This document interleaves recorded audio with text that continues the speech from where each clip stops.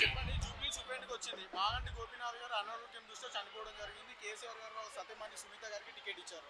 ఇటు కాంగ్రెస్ నుంచి నవీన్ యాదవ్, ఇటు బీజేపీ నుంచి దీపక్ రెడ్డి గారు.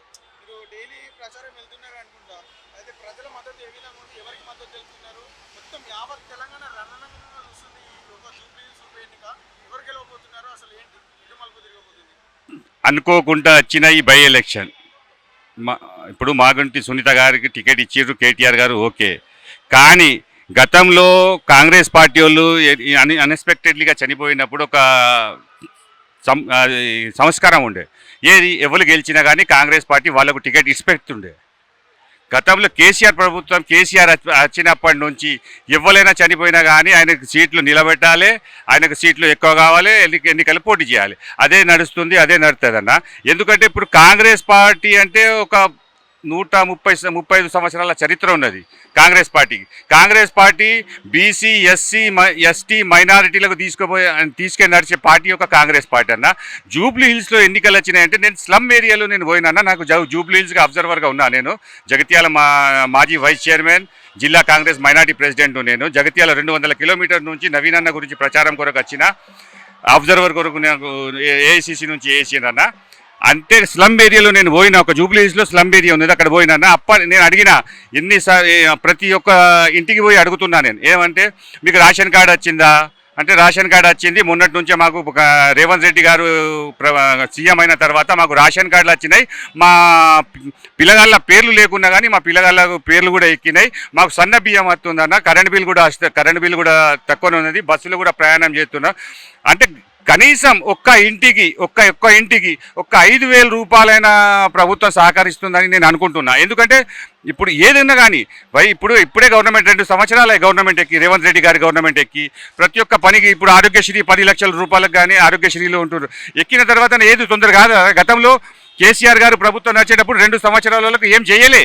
సంవత్సరం ఎక్కితేనే ఒక ఆసరా పెన్షన్ అనేదిగా 200 నుంచి 1000 రూపాయలు చెప్పింది. గతంలో అన్ని పార్టీలు చెప్పింది అది.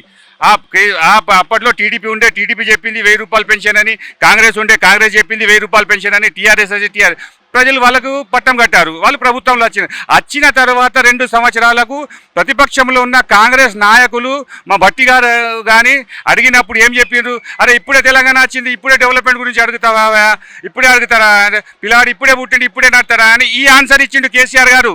అంటే మా ప్రభుత్వం ఎగి 2 సంవత్సరాల ఇందిరమ్మ గృహాలకు 5 లక్షల రూపాయలు. ఎవరికంటారు 5 లక్షలు అంటే? ఎవరికంటారు? ఒక సొంత అన్న ఒక 1000 రూపాయలు అడిగితే ఇయ్యాడు, ఉద్దరు అడిగితే 1000 రూపాయలు ఇయ్యాడు. ఈసారి రేవంత్ అన్న గారు ప్రభుత్వంలో ఉన్న 5 లక్షల రూపాయలు ఇస్తుండంటే గరీబులకు ఎంత సహకారం అయితే. ఇల్లు లేని వాళ్ళకు అడగండి, అది ఇల్లు ఎవరికైతే లేదో వాళ్ళకి అడగండి. 5 లక్షల రూపాయలు అంటే ఏముంటుంది అనేది. రేవంత్ రెడ్డి గారిని, నవీన్ యాదవ్ గారు ఒక ఉత్సాహవంతుడు, యువకుడు, పట్టుదలతో పనిచేసే ఒక నాయకుడుగా, ఒక యువకునిగా ఉన్నాడు.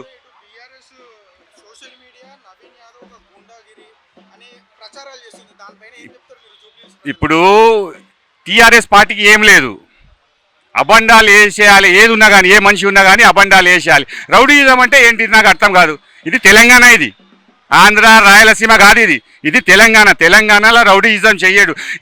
ఎవరికైతే గరీబోళ్లకు పెద్దోళ్ళు సతాయిస్తారో అట్లాంటి మూమెంట్లో పోయి నిలబడే ఒక నాయకుడు నవీన్ కుమార్ యాదవ్. దానికి న్యాయం చేస్తే రౌడీయిజం ఎక్కడైతుంది? గరీబోళ్లకు ఎవరు సహకారం ఉండరు, పెద్దోళ్ళు ఒత్తుతారు, రౌడీలు లెక్క వాళ్ళు వచ్చి ఒత్తితే ఈయన కూడా పోతాడు, పోయి గరీబుల్లో నిలబడి గట్టిగా మాట్లాడి ఏదున్నా కానీ 1 to 1లో పని చేస్తాడు నవీన్ అన్న గారు. అదే దానికి వాళ్ళకి ఏం లేదు. ఇప్పుడు రౌడీజం చెప్పాలి, ఓట్లు తీసుకోవాలి, కాంగ్రెస్ పార్టీని బద్నాం చేయాలి, నవీన్ అన్నను బద్నాం చేయాలి అనే ఆలోచన. కానీ ప్రజలంతా గమనిస్తుండ్రు, రౌడీజం అంటే ఇది రౌడీజం కాదు. ఇప్పుడు కేటీఆర్ గారు అంత పెద్ద నాయకుడుగా అయినావు, నువ్వు మంత్రిగా ఉన్నావు, సీఎం కేసీఆర్ కొడుకుగా ఉన్నావు. ఈ పదాలు మీరు ఎట్లా యూజ్ చేస్తారో నాకు తెలంగాణలో అర్థమైతలేదు. చదువుకున్న వాళ్ళు ఉన్నారు, అందరూ ఆలోచిస్తారు. 3 సంవత్సరాలు గవర్నమెంట్ ఉంటుంది, డెవలప్మెంట్ జూబ్లీ హిల్స్ డెవలప్మెంట్ కావాలంటే ఎవరికి కట్టాలి? జనరల్ ఎలక్షన్ కాదన్నది, బై ఎలక్షన్ ఇది. ఈ బై ఎలక్షన్ 3 సంవత్సరాలు గవర్నమెంట్ ఉంటుంది.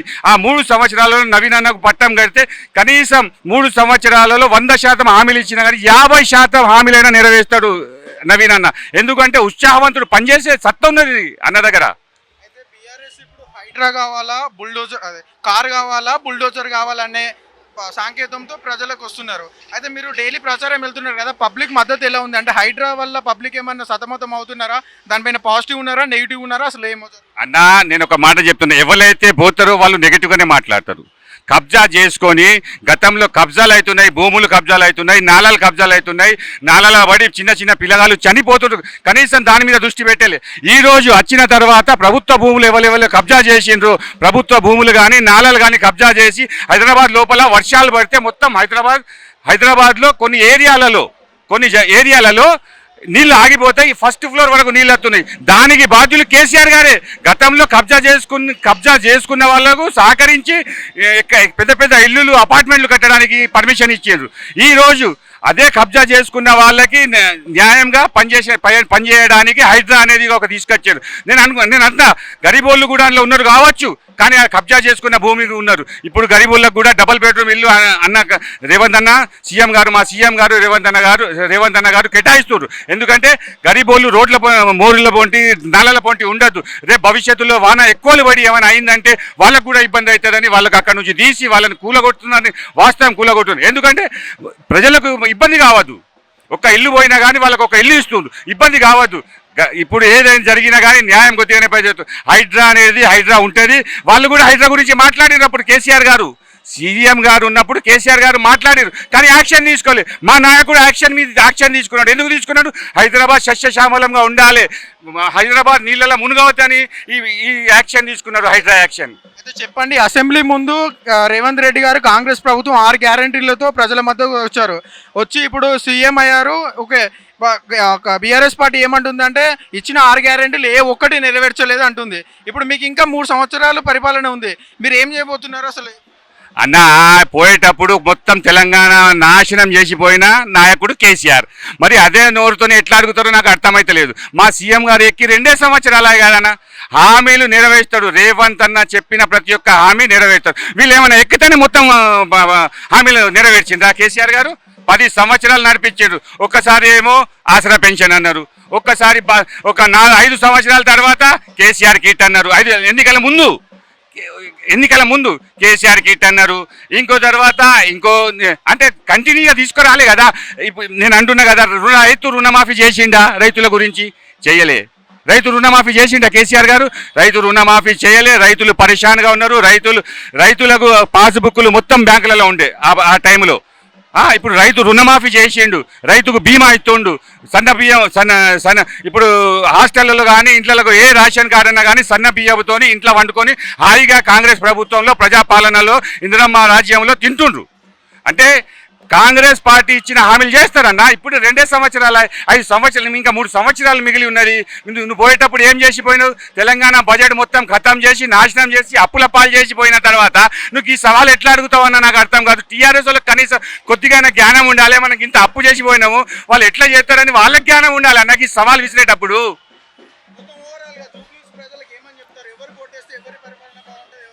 ఖచ్చితంగా ఈ 3 సంవత్సరాలు రేవంత్ అన్న ప్రభుత్వం ఉంటుంది, రేవంత్ అన్న సీఎంగా ఉంటాడు. ప్రజాపాలనలో నవీన్ యాదవ్ గారిని భారీ మెజారిటీతో బ్యాలెట్ పేపర్ల 2వ నెంబర్పై నవీన్ యాదవ్ గారు ఓటు ఉంటుంది. మీ యొక్క అమూల్యమైన ఓటు భారీ మెజారిటీతో గెలిపించాలని కోరుకుంటున్నా. ఎందుకంటే రాబోయే 3 సంవత్సరాలలో మా జూబ్లీ హిల్స్ కాన్స్టిట్యున్సీకి డెవలప్మెంట్ కావాలంటే అది నవీన్ అన్నతోని సాధ్యం. కాంగ్రెస్ పార్టీ రేవంత్ అన్నతోని సాధ్యం ఇది. నేను మైనార్టీల గురించి కూడా నేను ఒక మాట చెప్పాలనుకుంటున్నా.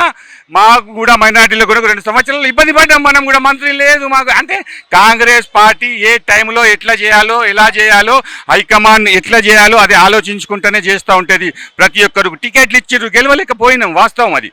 మనకు 7 టికెట్లు ఇచ్చినా మనం గెలవలేకపోయినాం. కానీ ఈసారి మనకు జూబ్లీ హిల్స్ టికెట్ అజరుద్దీన్ గారు ఇచ్చిపెట్టిండ్రు. అజరుద్దీన్ గారికి మంత్రి పదవి ఇచ్చి ఎమ్మెల్సీ ఇచ్చి మంత్రి పదవి ఇచ్చారు. ప్రతి ఒక్క కుల మతాలు ఉండొద్దన్న. మనం ఏం చేస్తున్నాం, ప్రజలకు ఏం చేస్తున్నాం, ప్రజల దగ్గర ఎలా పోవాలి అని చెప్పిన. గతంలో ఎప్పుడైనా మంత్రులు తిరిగిండ్రా అన్న? గల్లీ ఎప్పుడైనా తిరిగిండ్రా? మా నాయకుడు గల్లీ తిరిగి వర్షాలు పడితే హైదరాబాద్ రోడ్ల మీద ఉన్న ఒక నాయకుడు అంటే సీఎం రేవంత్ రెడ్డి అన్న. వర్షాలు పడితే మూర్లలో బొంటి పోయి చూసిండ్రా అన్న? ఎప్పుడైనా వీళ్ళు పోయినరా? ఎప్పుడైనా చూసిండ్రా?